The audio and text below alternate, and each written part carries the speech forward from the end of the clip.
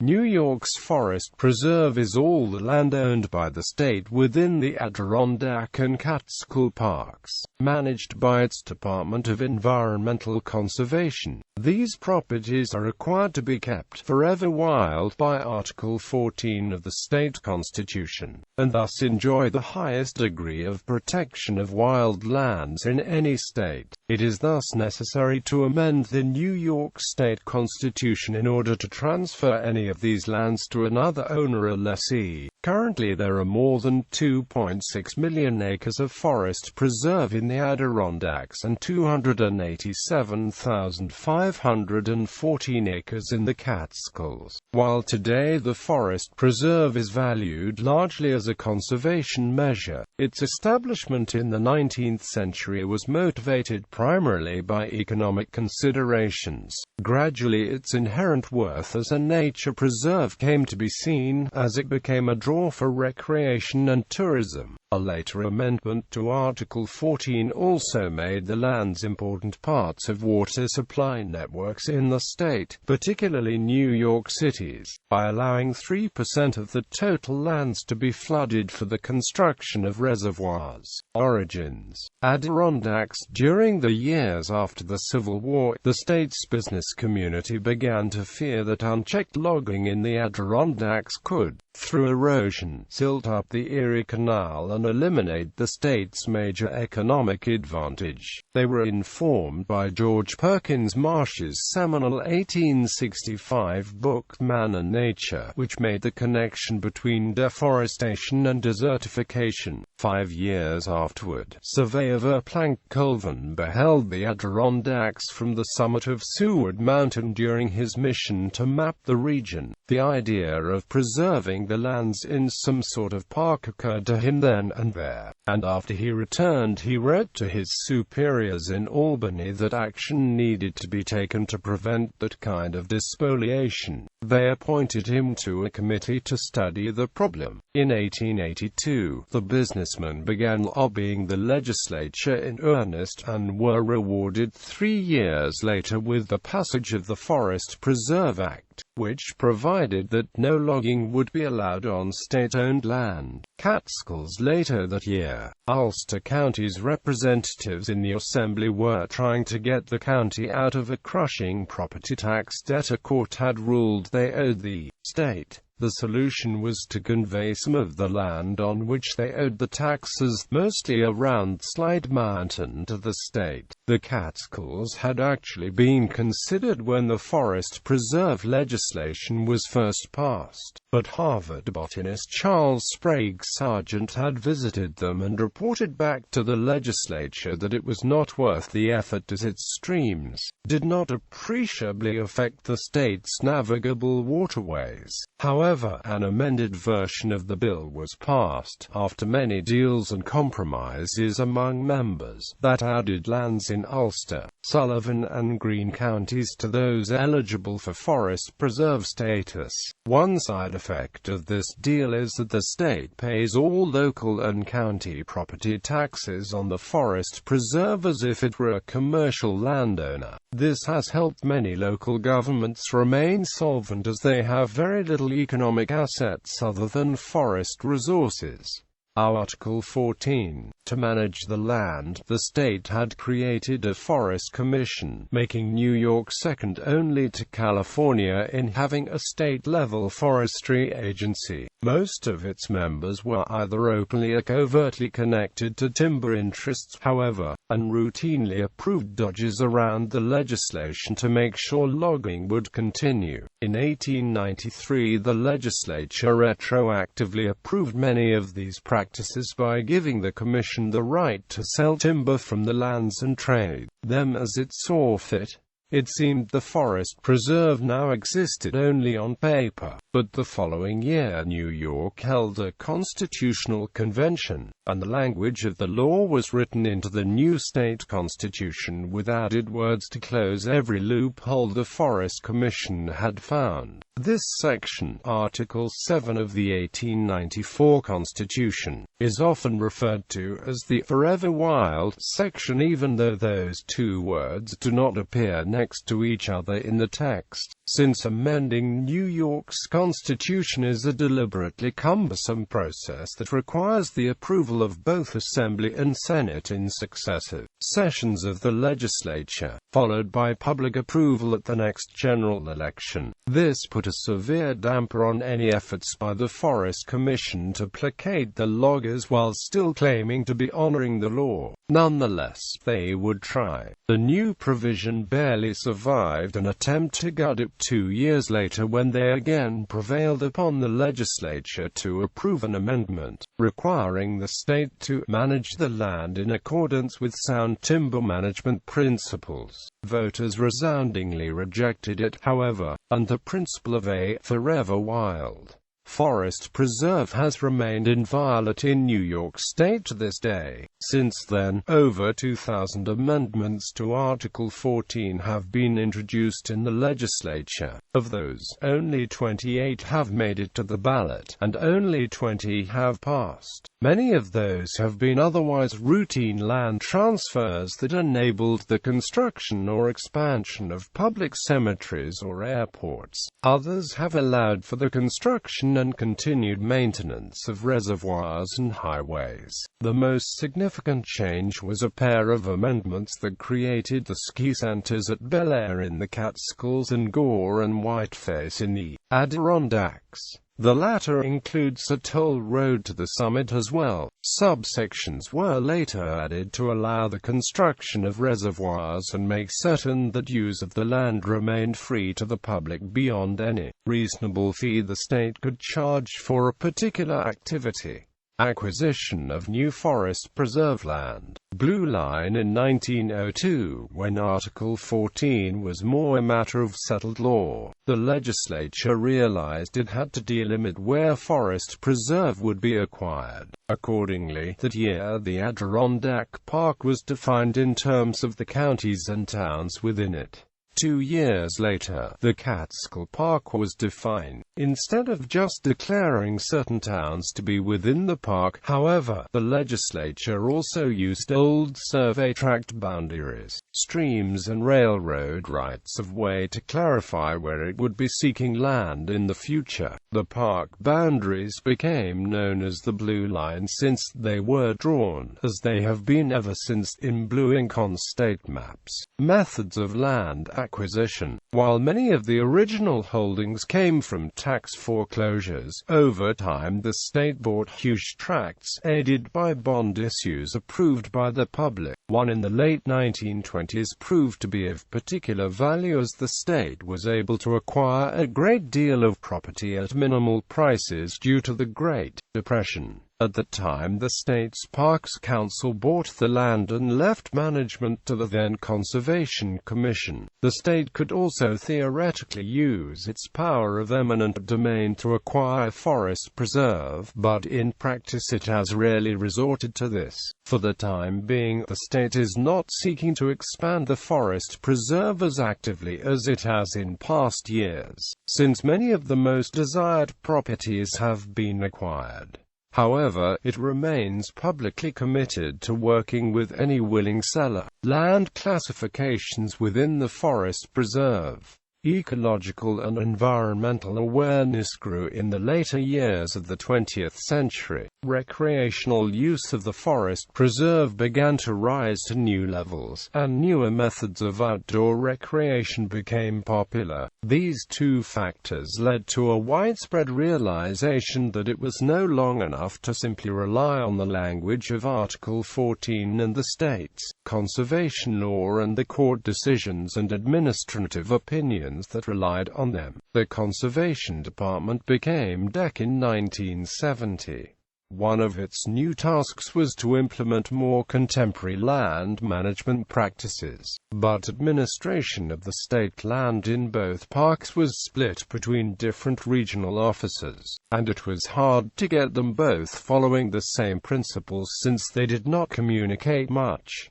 There was also no serious planning involved. New trails were created, or allowed to be created by outside parties with little thought to their environmental impact or regional role. Camping was permitted anywhere, and some of the sensitive alpine environments in the Adirondack high peaks were showing the effects. Two temporary state commissions set up to consider the future course of the Adirondacks and Catskills in the early 1970s both strongly recommended that master plans be created for state lands in both parks. They also called for classifying the large tracts of state land as either wilderness areas or wild forest, depending on the degree of previous human impact and the level of recreational use they could sustain. Both of these were ultimately adopted, along with the intensive use area and administrative use area designations for smaller parcels. In the Adirondacks, several additional classifications exist due to the more diverse character of lands in the extensive area of the park: primitive area, canoe area, travel corridor, wild, scenic, and recreational rivers, and historic area. Wilderness area. New York State's wilderness areas are managed in a way essentially similar to the federal counterparts. Wilderness areas are those judged to have been far more affected by nature than humanity, to the extent that the latter is practically unnoticeable. As a result, the Forest Preserve's wilderness's most extensive stands of virgin forest. No powered vehicles are allowed in wilderness areas. Recreation is limited to passive activities such as hiking, camping, hunting, birding and angling, which are themselves subject to some further restrictions to ensure that they leave no trace for later recreationists. Special restrictions were recently imposed to limit impact on the largest and most popular wilderness area, the High Peaks Wilderness Complex in the Adirondacks. Powered equipment, such as chainsaws, may be necessary to keep trails open, but such use is permitted only with the express written authorization of the deck commissioner. Structures other than those that facilitate recreational use, such as bridges and lean-tos, are generally not allowed either. The only significant difference between New York's wilderness policy and the federal government's is that the former limits the classification to contiguous parcels of at least 10,000 acres, instead of 5,000. Currently, approximately 1.1 million acres of the forest preserve is designated as wilderness, wild forest, while retaining an essentially wild character. Wild forests are those areas which have seen higher human impact and can thus withstand a higher level of recreational use. Often these are lands which were logged heavily in the recent past. They might best be described as wildernesses where, within limits, powered vehicles are allowed. The wide roads left behind by logging operations make excellent trails not only for foot travel but for horses, snowmobiles, and cross-country skiing as well. Hunters prefer to seek game in wild forests because they can use cars or trucks to transport their kills out. Not all vehicle use is permitted, however. Mountain bikers and all-terrain vehicle enthusiasts have been lobbying DEC to allow them use of some wild forest trails in recent years. As of 2005, it appears that the former may be allowed to use some trails, particularly the old roads that lead to fire towers in both parks. DEC and most other users feel that even wild forest trails could not absorb the impact of ATVs. Powered equipment may be used to maintain trails and roads within wild forests. In the Catskills, it has long been informal DEC policy to treat all wild forest lands above 3,100 feet in elevation as de facto wilderness. A proposed update to the master plan for the park would not only make this formal but extend the limit to 2,700 feet. Intensive use area. Intensive use areas are places like state campgrounds or day-use areas without camping, that may be designated campsites, picnic tables, charcoal grills, public restrooms and shower facilities and swimming areas with lifeguards. A fee is charged between May 1st and October 1st for most of these activities, and sometimes just for entering the area. DEC manages 45 campgrounds in the Adirondacks and 7 in the Catskills, for a total of 52. The state's 3 ski areas, Bel Air Mountain in the Catskills and Gore Mountain and Whiteface Mountain in the Adirondacks, also fall under this classification as well. There are 5 day-use areas in the Adirondacks and 1 in the Catskills. Administrative use area. This classification applies to a limited number of DEC-owned lands that are managed for other than forest preserve purposes. It covers a number of facilities devoted to research, some prisons, and state fish hatcheries in both parks. Most administrative use areas are located close to public roads and are generally in fairly developed areas of the respective parks. Land classifications in the Adirondacks.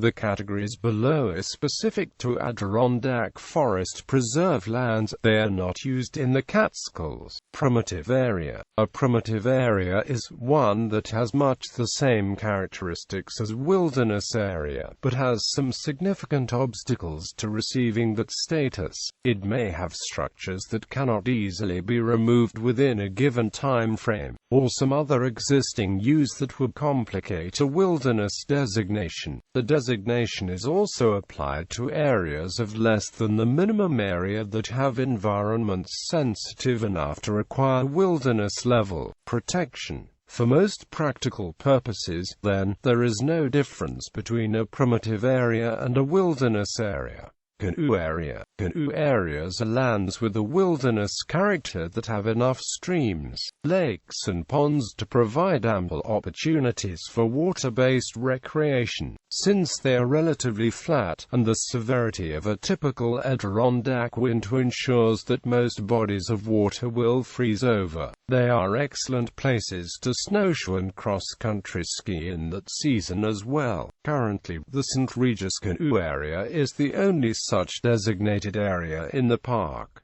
Wild, scenic, and recreational rivers. There are 3 levels of classification for forest preserve lands around streams, depending on the levels of impoundment and public access. Wild rivers, or sections of rivers, are relatively inaccessible except by foot or horse, have no impoundments and are generally undeveloped except for footbridges. Scenic rivers, or sections of rivers, may have limited road access, some low-impact human use, and can be impounded by logjams. Recreational rivers, or sections of rivers, are readily accessible by road or rail and maybe have been at some point in the past developed or impounded by artificial means. Historic area. These are the sites of buildings owned by the state that are significant to the history, architecture, archaeology or culture of the Adirondacks. Those on the National Register of Historic Places are carrying a recommended for a similar state-level designation. Travel corridor. This classification refers primarily to lands not really considered for recreational use but for those sections of the forest preserve constituting the right-of-way and roadbed for sections of the Adirondack Northway. Other public highways in the park. The Remsen to Lake Placid Adirondack Scenic Railroad right-of-way and lands immediately adjacent to and visible from them. It results from a mid-1960s amendment to Article 14 that allowed such road construction and maintenance, primarily to complete the Northway. Forest preserve lands outside the parks. State law also allows DEC to classify land it acquires outside the blue lines, but in counties partially within the parks, as forest preserve. These have usually been small detached parcels rarely organized into larger, named units. Article 14's prohibition on further sale or transfer still applies, although the state may allow the timber on these lands to be harvested. Controversies. While no one talks seriously of rescinding Article 14 anymore, that hasn't stopped some residents of the state from publicly chafing at its strictures. This is particularly common in the Adirondacks, since the many vast tracts of land under forest preserve protection limit economic opportunities in a region where it has always been a struggle to earn a living. Melville Dewey sounded a common theme in the early 20th century when advocating another constitutional amendment to open up more land to logging. He complained that the current situation only benefited the bugs, referring to the black fly infestations that keep many residents indoors during daylight hours in the early summer. By contrast, in the Catskills, it is often complained that the state neglects the region to concentrate on the Adirondacks. As a common saying in the region has it, the deck commissioner's chair faces north. Adirondack Park Agency. Discontent was most pronounced in the early years of the Adirondack Park Agency, established in 1971 at the Temporary Commission's recommendation to provide comprehensive zoning for the park. Its heavy hand in enforcing regulations already regarded as too strict led to a severe backlash. But in 1972, when a large out-of-state developer purchased 24,000 acres within the park and announced plans to build 10,000 new homes, along with golf courses and ski areas, the park agency land use plan began to be seen in a more favorable light by many who had opposed it. Nevertheless, when Governor Mario Cuomo announced plans for another temporary commission in the late 1980s,